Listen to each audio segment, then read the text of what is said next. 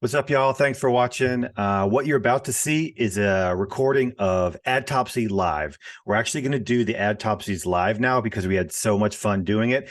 And then we're just going to re-upload them. And that's sort of for what you're going to watch now. We invited Dara Denney on. Man, she's great. We did an Adtopsy challenge where we sort of totally split the room. You know, half of us got it right, half of us got it wrong. We did an unsolved mysteries where we had this ad that had amazing creative metrics, like some of the best creative metrics we've ever seen, but absolutely failed in market. So we try to dig in to figure out what it was, and we came up with some good ideas.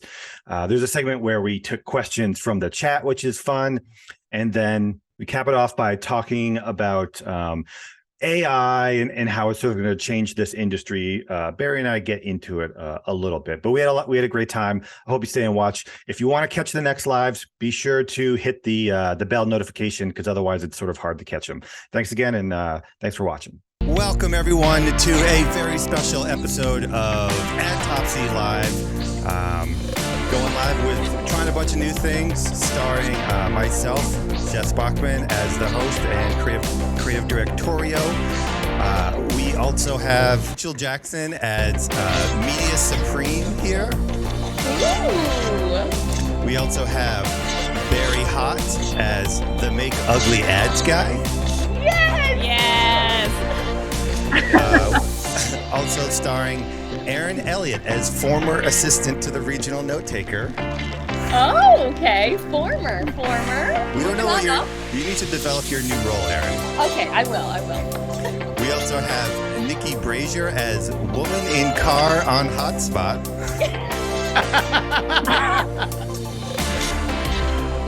Also starring Dara Denney as famous YouTuber number one. Hello, all. Happy to be here.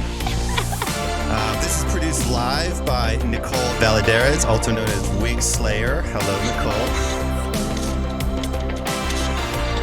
And so we have a pretty dope show lined out. We have the Adtopsy challenge we're going to get into, and then we have this special segment called Unsolved Mysteries, and then we're going to get into the chat with Shit Chat Says. Maybe they can ask some questions, and then if we have time, we'll do an Explain That tweet. So why don't we just sort of get started with the Adtopsy challenge? Let's go. Dig in. I hear the rain. I hear the rain, yeah.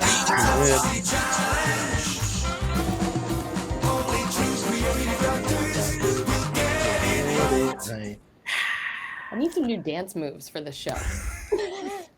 In general, I was well. not prepared to dance. I'll tell you that right now. Oh yeah, You should always be prepared. Adtopsy Fired is up. Let's just go. Ellen at this point. Can you guys see my screen fine? No, I can't see anything. Okay, well, that'll be a challenge. You'll have to listen to it, I guess, Nikki. Okay. So these two ads were provided by Chris McCoolin. He does great work over at that agency, Popcorn Brand. So I'm the only one who knows who the winner is. So, and all you guys will have to vote, including Dara. So these are both Black Friday ads, and they both have the same copy. So I'm just going to show what this copy is here. Probably truncates right below, probably right around here as well. And here's the headline: Black Friday, take up to 35% off. Mm-hmm.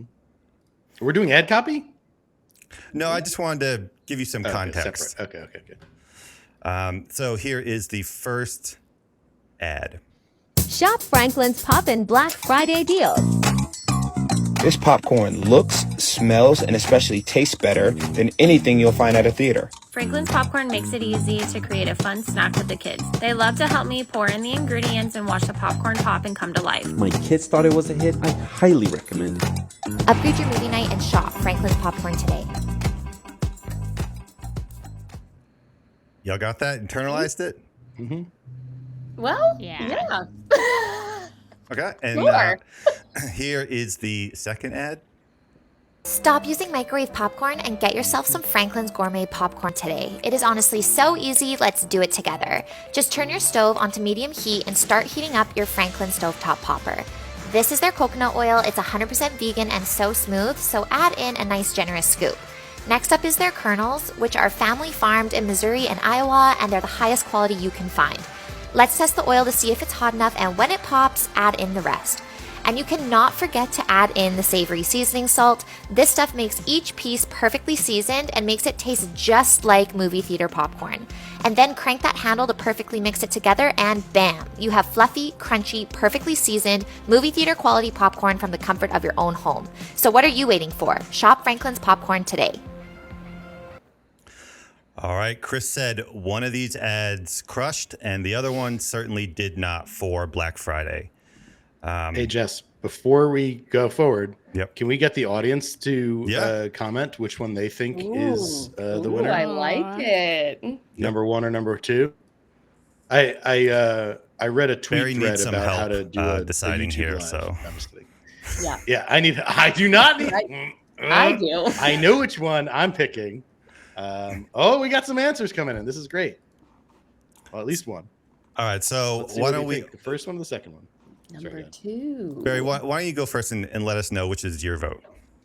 We're gonna go one at a time, so No, I can we gotta steal do other it all people's together. answers. All together. All right, We gotta do it with our Jess. Okay. hands. We'll do it all Come on. together. If it's the first one, With you our put up one finger. If it's the second one, you put up 2 fingers. Okay. Ready? 1, 2, Okay. 3, go. Oh, Ooh, okay. wait a second. Wait. Rachel said 1. Nikki said 1. Dara What's said Rachel? 1. Am I the only 2? Aaron No, I'm with said you, Barry. 2. I'm with you. Oh, I only see one of your fingers. What? Barry said 2. What? Yeah, What? now I do. No, it was just outside of the frame. It was outside of the Okay, frame. you need to chill. Okay, so before I'll give we you one finger. Before we get into the answers, since we do have a split vote, I guess, Dara, Rachel, why do you think the first one performed better? So I'm going to be really honest and say that I just chose at random because I had a hard time paying attention to both of them. See it. Yeah, Okay, I can't. I kind of feel the same way. I think for me, I just got really bored at the second one. Not Yeah. like bored, but I was just like, okay, steps on how to make popcorn. It's not like revolutionary. I don't think I was truly engaged. I really liked all of the disruptions in the first one, like all the different people. So maybe I was a little more engaged in that one. Wait, can I tell you why I like the first one? Or Yep. why I think the first one won, at least? Why? Okay, because normally I feel like I'm wrong about Adtopsies, and my gut told me to say 2 because it was just like more of what a native video could look like, and in my in my consumer brain, I'm like tricked into thinking it's not really all that much of an ad. But then at the end of the day, like, we all know that ad formats work because they work. So then I did the old switcheroo in my mind. Now I think it's 1. Okay, so Barry, Aaron, why do you think the second one was the winner? Aaron, you go first. Well, I could see it like it was probably this big on the corner of my screen, but I'm gonna say that it was very native, and it was like a recipe-ish kind of thing, and I don't know. I just went with what Barry said. I'm gonna vote later next time. Anyway, I'm an I'm just influencer. kidding. I didn't. I know. Barry, why was it the second one? I mean, look, I love this, and I love that there's a big split both in the comments and between us. I absolutely just love doing this. But like for me, it was the hook. A big part of it was just the visuals. Like everyone said, it's like more authentic, more believable. But it's, if I remember correctly, and I didn't pay maybe close enough attention, the second one didn't have a Black Friday, Cyber Monday call out in the visual. It did not. Whereas the first one did. It says it's just on the top bar in the hook, and maybe through the whole thing it says like 25 whatever % off. And like, to me, that kills an ad. Like, I looked at that, and look, I'll happily be wrong, and even during Black Friday, I think a good enough percentage will help, right? But this isn't, it's not it's not the same video with and without it. That's not what we're talking about. We're talking about 2 different things. I saw that one immediately, and I thought, people don't want to see this format, this style is just not what people are expecting and wanting to see on any social platform. That's very specifically, look at number 1 real quick. Just this The font and the styling of that bar on the top is very non-native. Yeah. So like that's just what I thought of. That caught me off guard immediately. But again, I could be wrong. It's neither of these are fundamentally bad ads. They're both pretty good and makes me want popcorn real bad right now. The other thing, now that I'm thinking about it, Jess, there's no Black Friday messaging on the second one. It's possible it's just been running a really fucking long time. And has and tons good of evergreen. social proof. Yeah, but the copy is the same, and the copy has so Black there's Friday, not social so it's been Oh, white. okay. But it's still an evergreen ad. Yeah. I also think what's funny about the second one too is like there's also a call out it's corn, which I feel like is like sort of a nod to the cultural moment phenomenon on TikTok. Sure. So you know, I thought that was a smart way to do that. So give it to us. All right. So Chris showed me both these videos, and I guessed beforehand. I was actually right, as are anyone who guessed the second one, Barry and Aaron. Well done. I should have gone with my gut, you guys. Yeah, as soon as you said that, Nikki, as soon as you said that, I was like, oh, you're wrong. Like that's how I knew I won, is because it was like your gut. I was wrong. Oh, we got an applause. Darn it. Let's go. So Nicole, feel free to dole out the punishments as you see fit. But I think there's one particular reason why the second one performed better, and none of you caught on to it, where the first one is selling popcorn, which everyone has and everyone knows, where the second one is selling the popcorn maker, which is unique and different and fun, and people can use that even if they already have popcorn. So 100%. That's why I feel like this one is did well, because I look at this and I may already have popcorn, but I want to get that maker. That is a really good point. We've had a lot of success with weird accessories for commodity things. Yeah, because you already have whatever the thing is, but the gadget is more interesting. I think Barry, you make a good point that this absolutely is an evergreen thing that has worked. For and if there's anything I've seen on trending on Twitter this year, and and forever, is like evergreen ads crush during Black Friday, Cyber Monday, just because that of course they do for every reason. Should we get into that now, or should we just move on? We can probably just move on. Happy to dig in. So what do you think of I do like the TikTok comments, multiple versions of that, or a way to get that is cool. social proof in there. That's I pretty will tell you, Jess, we can't see it. So I can't see any of it. I'm following It's very along in small. motion. I have it blown up. I have mine. Don't worry. I have another window that has my YouTube live, and I'm Right. watching it and trying to watch it, so it is Muted. like literally like 20 seconds behind. That's amazing, Dara. I'm Yeah, going to do that. I'm doing that as well. We'll figure this out at some point. Great. But I'm gonna pay attention to this next one real hard, because I refuse Yeah, to you can't lose. get too wrong. Yeah. Okay, so if you can't see it, this next segment's going to be a little problematic, but I will do my best to explain it. This next Sorry. It's called a new segment called Unsolved Mysteries. Nicole, you wanna start that music?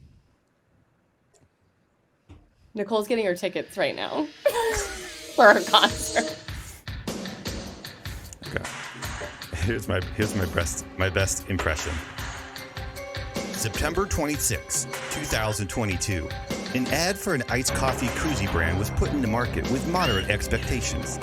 Within days, the hold rate and click-through rate were some of the highest ever seen. A week later, the ad was dead. The agency frantically searched for the killer, but came up empty.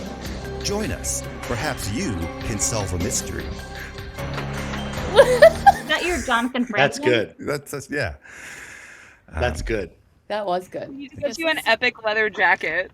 I love it. I'm almost in tears. I was not expecting that. So this happened. We put an ad in, incredible metrics, except for one thing. And I just wanted to go through some of the metrics, and then I'll show you the ad. And maybe you could, we actually don't know why it failed. And so maybe this is a true Can unsolved someone tell mystery. us so we can fix it? Yeah. Wow. I got you. I got this. No problem. I'm on the case. So here's exhibit 1, which is the ad. I'm actually going to go through the metrics first, and then I'm going to play it. So you have that sort of in your brain. Okay. Exhibit 2 spent $1,400. CPM was normal, $16. Thumb stop was 22%, which is normal. Hold rate was 49%. And we calculate Your definition of hold rate? Yeah, thank you, Sorry, Barry. you were going to say it. Sorry. Yep. Yeah. It's 3-second views divided by impressions.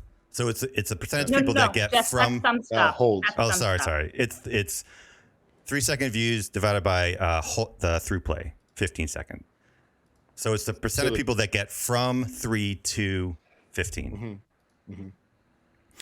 So hold rate was 49%, which is very high in our book. It's good. Click-through rate was 6.2%. Unique outbound click-through rate, very good. Conversion rate, 0.3%. Awful, terrible. Sheesh.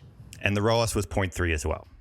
And Jess, let's confirm feed only placements. Yep. This was not an audience network gone awry situation. Yep. So you forced the spend to No. I'm just saying we checked after the fact and we saw okay. that it was like negligible on other, because I was like, oh, this is like, it just got stuck in a weird forced video thing or something. Yeah. But that wasn't the case. Yeah. Barry's predictable, and that's the first thing he'd ask, so we're just getting ahead of it. I would have. Thank you. And just for some other context, the other ads during this period, 14K spend, thumb stop around 18%, hold rate 22%, click-through rate 1.7%. And, the conversion rate on a bunch of the other ads, top ads were like 8%, 6%, 5%, and the ROAS was like 2, 1, somewhere around there. And then so what I want to do here is, since this is also, sponsored by Triple Whale, and also you probably can't see this on my screen, but once an ad gets a certain number of impressions, Facebook will give you the actual view chart watch data. And this is super interesting to pick apart ads. It always looks like this steep drop off for sure. Yeah. So, don't expect it to go very long. But if you really look at this, like if we look on this chart, at 20 seconds, there's still 20% of the audience rate left. So that's not like a 20% thumb stop. That's like a 20% really sticking around. And then they stick around, and there's probably like 5 or 6% at the 1 minute mark. So yeah, it's a lot. Yep, pretty healthy. And now I'm going to try. So I want to. Yep. Wait, can I just call out something here? Sorry to interrupt you, Jess. That view, a lot of people might not have access to that view.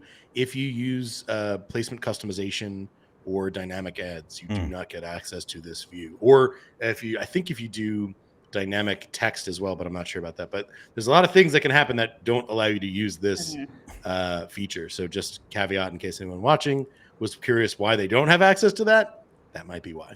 Basically, what happened is the click-through rate is off the charts. It's probably like 5x what it normally is, and the watch time is off the charts as well.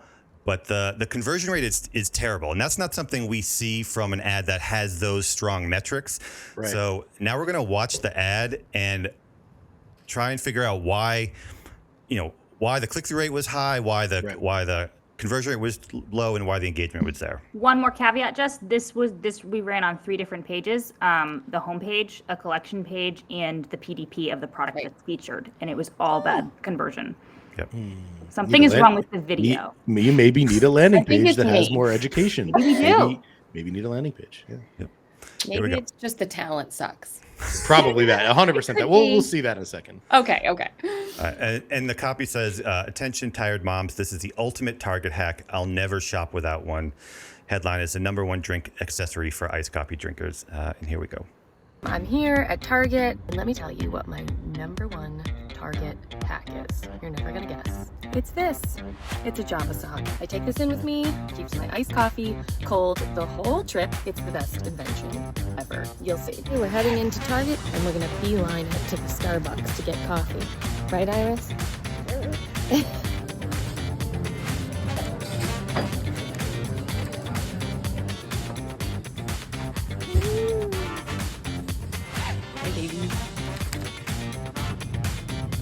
My #1 Target hack, Java sock. keeps my hands from getting all gross and wet, keeps my coffee cold the whole way through.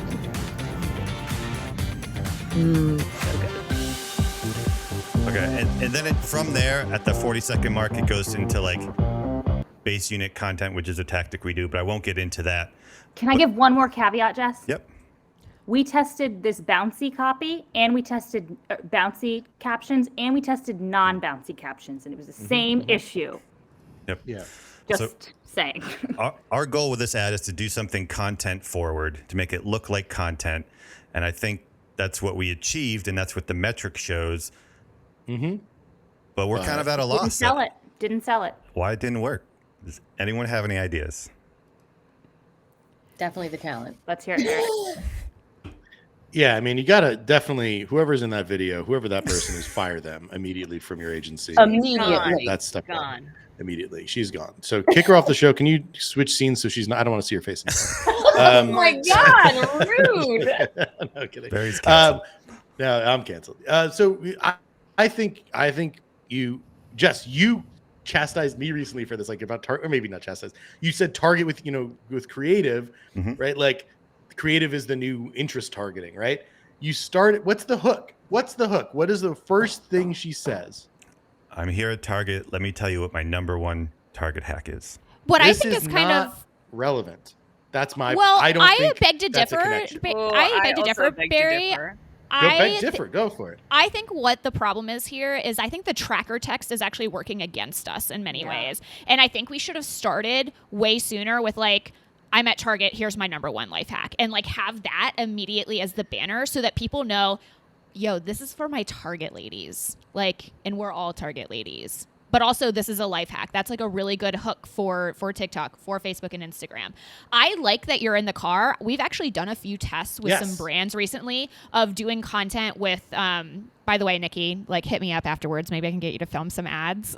Yeah, film some stuff right now. I got you. But this talent though is sticking around. Sorry, Erin. But I also think that like the tracker text and like the focus like on you solely, Erin, it's just a little too slow, and it's also too slow like the product introduction. Yeah. Like if you could have like held up the Java sock and like said, I'm at Target and we're gonna talk life hacks, here's mine. Yep. I think that would have been way better to get product intro in sooner, and like the tracker text is like working against us here. But those aren't the issues if we go by the hold rate and the thumb stop. People are watching.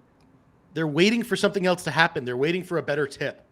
This is boring. This isn't a good enough tip. In this, to me, there's 45 seconds of content here that could be done in 8. Okay, like, cut this and all that's down. what I'm The saying. story. Like we need to cut it down. We also like people are watching, but it's like I think you caught them at like an influencer moment almost, Darren. And like what Barry is saying, like I think there is like something interesting to say there. Like maybe we need more hacks. Like maybe it's like watching, but are they actually watching? Like they're sitting there, but clearly we didn't sell it. Like we did 40 seconds of maybe not enough of anything. Well, I think that in and of itself was a decent test to be like, what if we just ran someone's reel as an ad because it had like bits and pieces of what we needed in it? And obviously it's not the answer. We wouldn't have really known unless we tried, but it is interesting. And we've done this with another client where we sort of did like the hack or here's 10 reasons why you need this and sort of instead of one reason. And it's not necessarily the brand or the product in every single hack or every single reason, but it's kind of like sprinkled in there. And so far that's been a little bit better. Well, let me push back against all you guys, because what we absolutely did here is sell the click. The click-through rate was 6% versus 1.75% for the rest of the account. So people, whether it was a good hack or not, people wanted it, right? Well, but then they didn't buy it, so they didn't buy it. So is it like? And we tried 3 different. So pages. are we misrepresenting what was Well, going on? Hannah just wrote a comment. Hannah just wrote a comment. I wouldn't know why I needed the product. We're back. Okay, we're back. We're back. My point was exactly kind of what we're talking about. Hannah says in the comments here she doesn't know why she would need the product, and so maybe we need to be having more of the product benefit parts in there. But they did get the click. It is so confusing. And No, maybe, but the you know what? Maybe the website doesn't explain that properly. No, I think That's why you need a landing page. Sure, unless they clicked directly through to the PDP, which you said Which it was they did at some partial, point. in which case all the benefits are right there. But But to Barry's point, they're maybe not. the landing It's page, maybe not. the landing page doesn't need to better explain the product. It needs to better connect the creative. To target. Maybe it needs to speak to moms, The like the problem- landing page. You know what I mean? The tired mom landing page. I Yeah. will be front and center if you need me. It just needs to address the problem. It just I was not compelled to buy this product from this ad. Yeah. The other ads I've seen for this product, like to me, there's some elements to this. Like again, you could do this in 8 seconds. Like my favorite Target hack, having a kid, you're doing this, boom, it's this, and then go into all of the benefits and features of JavaSock and sell and explain and educate right there. Like that's what this is missing. Like I can't see the timestamp on this, but it's so far into this video and she's just saying how good the coffee is, and then it's there's not a bridge there. I don't disagree that it could have and should have been faster and faster paced, but I would be curious Dara's first impression versus what Barry just said, because I don't think you're the audience for this ad, Barry. Really? I understand that. I make a lot of ads for products. No, I know. that I'm just curious. would I'm never, just curious. Well, I agree. Barry, I'm trying to look at this from a perspective of the audience, not from myself. Barry, Yeah, I know. Is the reason why she doesn't sell it sooner the reason why the hold rate is so high? Yes. Yeah. So- Because Thank people you, are Jess. waiting for the hack. So Yeah. is that almost like, Barry, like sometimes I know that you really don't like thumb stop clickbait. Is this Correct. almost like hold rate clickbait? Yes. Yes. Oh, Yes. Yeah, Exactly. yeah. So Like, we see nah. this. So we're doing this right now with Harry's. Like if you go look at Harry's razors ad. Like we're doing some more educational, informative stuff, and it juices the hold rates. Like, and that's fine, but you can't comparing the hold rate or the hook rate of these to another piece of content is irrelevant because it doesn't take into account the relevance of that attention and also like this problem right here, like that people are paying attention not to buy. So the attention is good, but if you don't do something or do enough with that attention, then you're not. It doesn't mean anything. Right. Especially, I think the click-through rate is really just it highlights the whole problem. The fact that it is so high. If it was normal, it would be just more about the video. But I really think we've got a disconnect between the landing page or the pages that we've tested here and the video itself. Yeah, I would and maybe love to try people this too again. are like clicking on the ad to like see more life hacks. Like maybe Yeah. like they It think that probably like followed through. yeah, like maybe there's just like a total disconnect with it, like even being an ad at all. Yeah. You know? I have an interesting theory, and I just stole it from Alex, who just commented. I was about to say this is a good comment.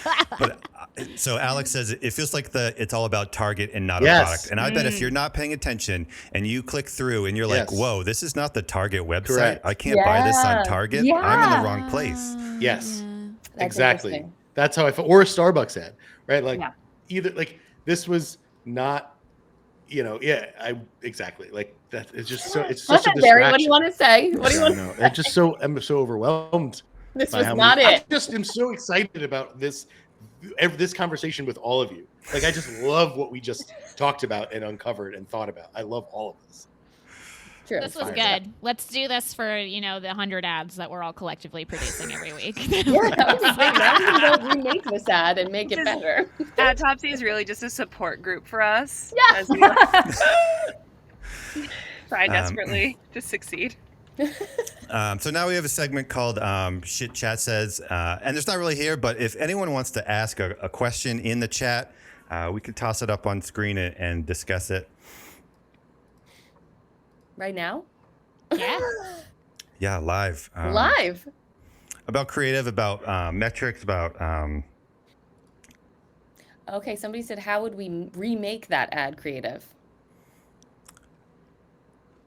I would de-targetify it, I guess. I don't know. I would want it to stay targetified, Yeah, but be yep. shorter, like we talked about. Get the product in sooner, and I want to try the Target page. I do Target too. landing page. Yep, Yeah, the hack I think the page. target hook is the selling point to the audience we're going for. But the rest is all Barry all the time.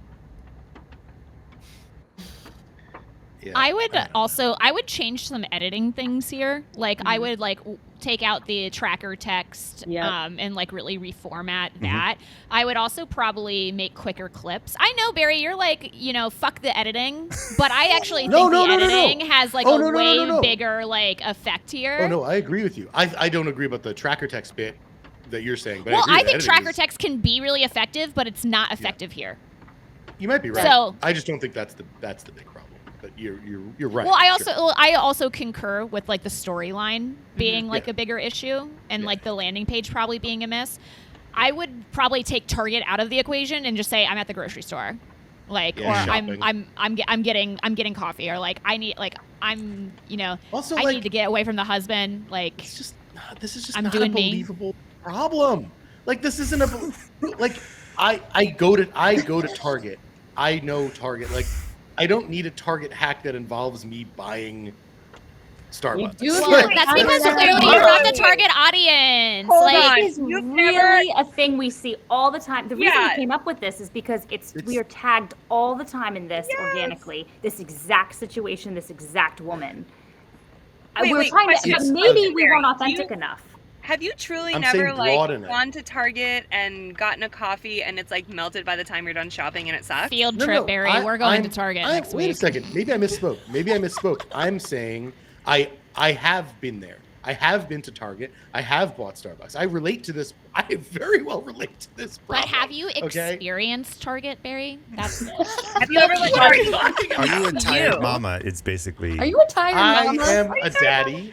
I am an ad daddy. Okay. An ad daddy. I have been to Target with my baby, and I've had Starbucks from Target. Okay. So I've checked the boxes, but even then, I'm just saying it's too narrow of a problem. It's too narrow of an audience problem. And we see that in the hook rate, right? Already. It's not broad enough of a relevant problem, I'm saying. I think you could go broader, and by not saying Target, by saying more broadly about shopping, but also like I want to broaden the problem more than just about shopping. Yeah, but Barry, we have those. We have so many of the grocery store things. So that is really interesting, Barry. I love what you're saying, because totally this was an attempt to do a horizontal audience thing. Like we're gonna actually just talk just to Target, because we've done a million grocery store ads before, and they do work. And for exactly the reason you're saying, I am still curious about the Target thing. The Target tired mom thing is something in the cultural zeitgeist we were trying to tap into. I do want to try to do it better somehow, but it is. I think it still could be valid, the Target part. Yeah. Okay. Yeah. I think we have reached some sort of conclusion. Yep. So we have a comment from Alex what do you guys think about creatives for high-end fashion brands which usually couldn't afford clunky UGC ad formats and such? Afford for like their brand? Is that what you mean? I'm sure they could afford UGC, but they just don't want to because of quote unquote brand image. And also that their agencies are incentivized to make more expensive ads. Yes. Which is anti UGC. I always tell them to go look at there are plenty of high-end fashion brands that are doing UGC or influencer in a cool way. Dior, I just saw a Spark ad from Dior that was like Dior Beauty, that was very Gucci does some great stuff too. Like it's not one or the other, and it's a really hard conversation to have. We work with a sort of his legacy lingerie brand, and we have this conversation all the time where it's a constant discussion between the brand values and like the creative director on high versus what actually performs, and it's a very hard conversation to have. Well, UGC it depends on the vibe and the setting of the UGC. And if you look at if you scroll through your feed and you look at influencers, it's not studio shots. It's like their version of high end and put together and whatever. And you can do that with the right UGC creator and establish the right vibe and the right setting. It takes a little bit more effort, but you can convey that high end luxury with a UGC creator. Absolutely. Yeah. That one of my favorite things is I forget which brands, and that's a terrible sign for what brand did this, but worked with one of my favorite TikTokers, Francis Bourgeois, the weird British guy who loves trains. If you haven't seen him, Oh yeah. holy cow. The most joyful piece of the internet, I think, consistently. But like I forget which brand, like extreme premium luxury brand, like sponsored him, and suddenly it's like him going to like whatever like fashion show in Paris, like on a little kick scooter and like decked out in the stuff. And I'm like, wow, like I would not normally care about this brand, and I still don't care about this brand, but at least they've gotten my attention, right? They've caught me in this avenue. And it is premium, it is luxury, but it's still not. It's not shot in the studio and a hi-fi camera, whatever. Like it's still authentic, believable content. Right. That was such a good use of that. I'll try and track that down. We can maybe talk about that in another episode. It was Gucci. Thank you, Oliver. Yeah, I'll say too that like just back to the original question, it's like UGC isn't the only path. I've worked with luxury brands before, especially some like new luxury brands on the scene. So not these like massive like brand awareness play brands like Gucci, like Dior, like Prada. Like they're just in a totally different game. Like they don't actually want everyone to buy because they want to be exclusive and they don't want everyone to afford them. So they are like more concerned about maintaining a brand image. In terms of what I've actually seen work for new, like smaller luxury brands that are just launching, like it was interesting to see how much like DPA works or DABA ads were working when they had the right type of lifestyle content, like inside of those dynamic product ads.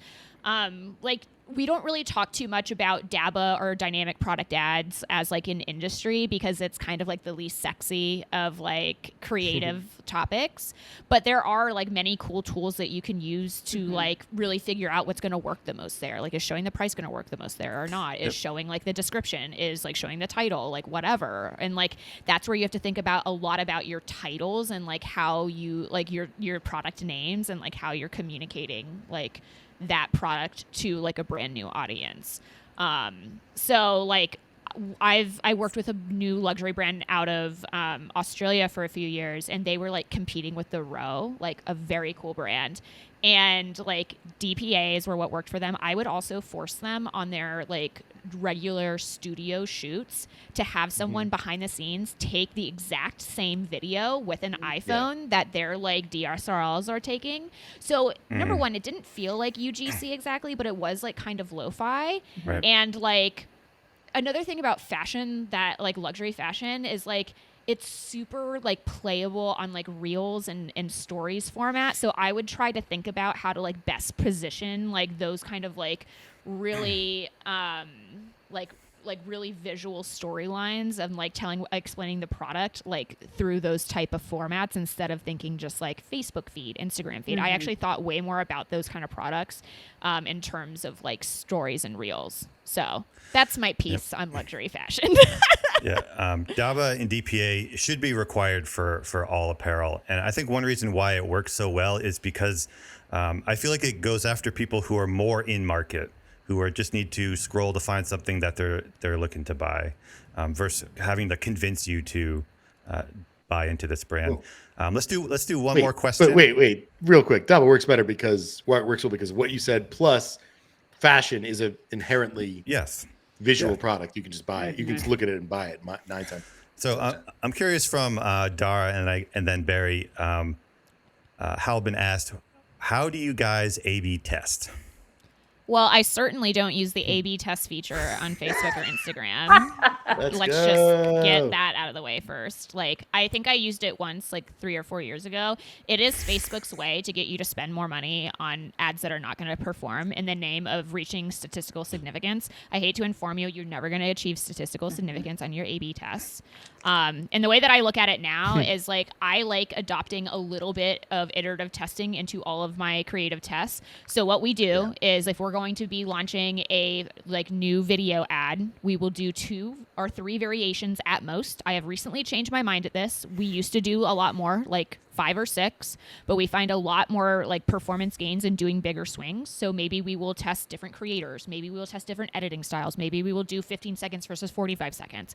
Whatever we have the highest confidence in, the variable, that's what we're going to test. And we launch that in a net new ad set on broad audiences. Say that we find a winner, we are going to continue to scale up that creative in that specific ad set, and then we are going to copy or duplicate the winning ad into our other campaigns that we have. Sometimes we have retargeting, sometimes we don't. Retargeting is kind of like a shithole nowadays, so like some of our brands don't even have it.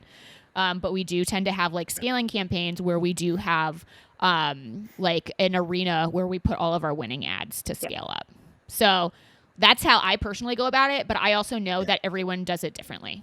And so speaking of doing it differently, I'll jump in here and say that Dara is completely wrong. Don't listen to her. Anything she just explain said. it. No, I'm just kidding. Dara, I completely agree. Dara knows I completely agree with. Barry taught me this, essentially. No, that's maybe slightly true. Like I send like everyone to Dara's YouTubes to like go and learn what she's because like I agree. It's more or less that's exactly what I do is I don't A/B test because I also recommend anyone who wants to A/B test go and do an AA test. Test the same ad again. And if you get a winner, then you've invalidated the tool works, accurately. So that's a weird problem. And that happens because of engagements. Because these on Facebook there are engagements, right? Like people can comment or like or whatever, and that can skew performance. One comment right out the gate can help or hurt an ad. So I like to throw them in concepts. And I don't need to re-explain this. Dara just nailed it. So boom. So I'm really glad you asked me, Jess. I was gonna say, what about Rachel? Rachel, how do you A/B test? No, that's all right. No, Rachel, I want to hear it. No. I want to know the FireTeam method. Yeah. It's very similar, and also kind of we don't truly do a lot of A/B testing. We will every once in a while.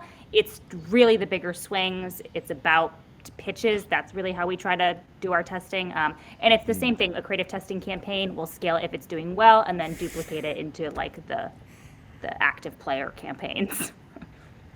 Nice. Okay, so moving on to my favorite segment, Explain That Tweet. Dara, get your dance moves ready. Uh-oh. Hit it, Nicole. It's time on Adtopsy. It's just like Twitter. Just like Twitter. Oh no. We'll nail that next time. I was looking at the other screen, so I wasn't dancing yet at my screen. Right. So that's why I was so confused. So, Dara, last week you said, I recorded a video about my predictions for D2C, yada, yada, yada. What's one of your predictions? And then you said, I'll go first. The AI space will be louder and creative storytelling will suffer because of it. AI is super compelling, but it's deaf coming for our jobs, but it doesn't quite understand the nuance of shared experience that are easy to discuss, aka TikTok, yet. So, as we're all on the chopping block here, Dara, can you explain yourself? Yeah, so it's funny. I actually just did a poll today that was like, what's your favorite tool? The vast majority of everyone was like chat GBT, like, and yeah, like OpenAI is doing a lot of really cool things with, making briefs, making scripts, like building out landing page copy. And these are really, really great tools to get started and as like a brainstorming measure. But I still like feel very strongly that we need a human to like humanize it for the end product. And I just think that like what's going to happen, like, and what we're seeing right now in December, like 2022, is that like people are obsessed with like this unlock of like having to do the dirty work and having to like write out mounds and mounds of text or mounds and mounds of ad copy. But they're just kind of like leaving it there and they're like, check mark, this is done. Mm-hmm. And I think more and more people, especially in our industry, are just going to be like, this is the new way. I don't need to do anything else. Yep, and like, they're going to continue to like put it on this pedestal. And I think that for a while, like our work will suffer like as a result of it. I will say, like, I could be wrong. Like, we are actually starting to do some tests right now at Thesis, taking like AI driven copy and split testing that against copy and like messaging that's like humanized. We also are doing a test that's really cool with a brand that actually did voiceover for a brand using like voiceover AI. So wow, like there's just like there's some really cool stuff that's like going on, but I just hear our industry, it's just like super noisy right now. Mm-hmm. And I'm like sus on that. Right. So one thing that's always important to remember is, I don't know if you're familiar with the Gartner hype cycle, where it's like every tech goes through the hype cycle where there's this peak of inflated expectations and then down into the trough of sorrows. And like, if we just go back, 14 months ago, everyone was losing their minds over NFTs, like just simply losing their mind, every brand. And now they're toxic and only Donald Trump uses them. So no, they're the best now. Oh, I just bought into all my NFTs yesterday. Is that bad? Am I too late? So have that in the back of your mind. Also, I've tested a lot of these tools, and I love the image generation ones, but the copy ones, I have yet to find something where it generates copy that I would legitimately feel good about and put in the market. And I think one of the reasons is because marketing in general sucks. Like if you take the average ad copy, it's terrible. And the average ad, it's awful. So if they're like, I don't know what they're training it on, but if they're training on like massive amount of copy, it's gonna be terrible. And these AIs are good at finding commonalities among things and then putting that together. But like effective marketing is finding the differentiation and magnifying that. So I hear you that people are going to use it, and ultimately I think they're going to champion it and just settle into this middle bloat of like average. Just going to create the average level of marketer. It's just going to get worse. I agree. Barry, you use Jasper a lot, don't you? Okay. Yes, I use Jasper and I use Lex, and I realized something about myself recently is I'm very bad, and I'm very uncomfortable with a blank page. And these tools are so helpful to me to just start somewhere. I agree. I'm an optimizer. Yeah. Like, give me I suck at just writing from nothing. So give me something to like tweak and edit and finesse, and I'm good to go, and I'll make it so good. Yeah. But and I can do that. I can give it good prompts. And like, I'm starting to play with like, I need a script for a UGC ad selling X, right? Like to this audience. And like, it'll give me some stuff. I've used it for like landing pages. I've used it for content. I use it for tweets. I haven't had much success with tweets, but being good enough. Barry, but there's something there. If you want to cook a delicious burger that people are going to love, are you going to like start with a freaking McDonald's burger and then like iterate on that from there? Like how is this a McDonald's burger? You're assuming this is a McDonald's burger, but in reality, it's a algorithm that can give me the best tasting burger in the world.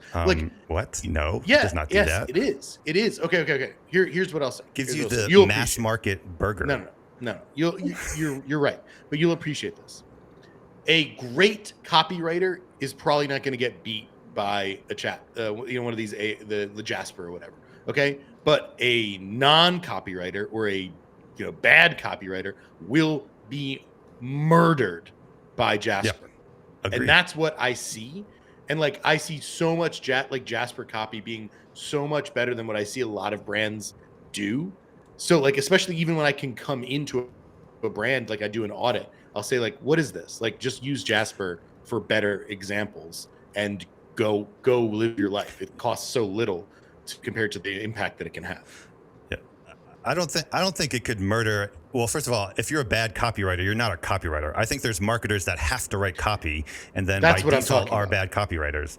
That's exactly what I'm saying. But think about how many, I'd imagine a large portion of this current live audience is a marketer who is tasked with agreed. Copy and absolutely. is not a copywriter by trade.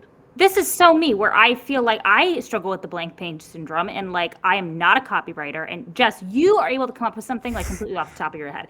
I struggle so much. Tools like this do help, but you have to make them better, and you can't be lazy. I think the problem is when you get lazy and you don't fix it. You're just like, oh, it'll be fine. But but I think a lot of people don't mind just mediocrity, and so that's where it lands. Well, I think some people just need to check it off. Yep, fast. It's check in a box. Yeah. Yeah. So the people worried about losing their jobs, I like to say that all these tools, they raise the floor of what's possible, but they don't raise the ceiling at all. And if you now, I think it's going to change.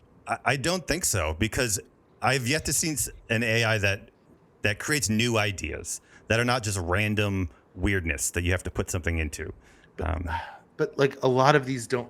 So many of these don't need to be new ideas. Like you don't need to reinvent the wheel on if you want to be like a top 10%, if you want to if you want to differentiate yourself, I do not even need like new ideas, but you have to be different. You can't be an amalgamation of what's currently people are obsessed about. You know, you are correct, but I'm just saying for like the vast majority of marketers and brands that are out there, that I do believe a lot of this copywriting can beat it. But like, I still, just to be clear, I'm almost always going to prefer like comments. I love going to comments on my ads for ad inspo or reviews. Yeah. That's what I like to use for copy inspo and ad inspo. But you know, for like other things, like I really do think that the AI has writing components that you as a non-copywriter or me as a non-copywriter wouldn't think to write in terms of like story. By the way, real quick, I want to shout out. I am going to shout out Storyteller Tactics. I get those ads all the time. We showed him on the last Adtopsy episode, and he sent me these. These are dope, and now they're sitting behind me. But like, I didn't know a lot of these like things about storytelling. I'm not a copywriter. I'm not a storyteller by trade. So, you know, the AI, when I do throw things into Jasper, I'm like, oh, this is written in a style I wouldn't have thought to lead with, and it's better and tighter than I would have naturally written it. But then I need to revise it significantly. Great. So that we're coming up on time. That is the show. Dara, how was this format? Was it interesting? This was a wild ride. I was into it. If we can figure out a way that like we can see the ads better, like the hosts, I think that would be awesome. Because I was like the first ad, I did not even see the two, and I just went by like popular like whatever. That's how much of a follower I can be sometimes. Should have just followed me, Dara. I don't know what you're thinking. Well, I also couldn't see because I was looking at you on the like other screen. I was whatever.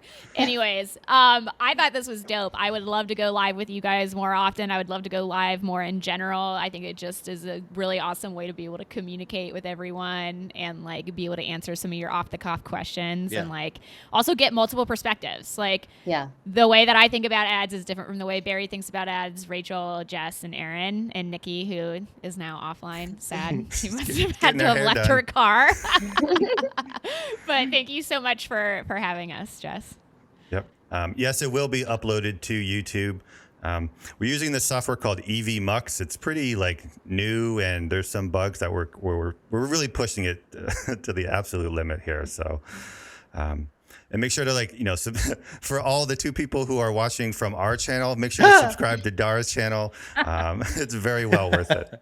Dara, almost 30K. I'm so pumped for you to get. You're like cruising to 30K. You know, it's so funny. Pumped. So I'm going to be doing a video. I'm just going to tell this final story and then we can all leave. But I'm going to be doing a video at the end of this year. That's like my goals for 2023. I don't know if many of you remember, but I had a goal this year of reaching 100K on YouTube, which I fell very short of, which is fine. You know, I'm very, very happy with where like YouTube is at right now. I'm very happy with like my audience and my community. It's like all learning process.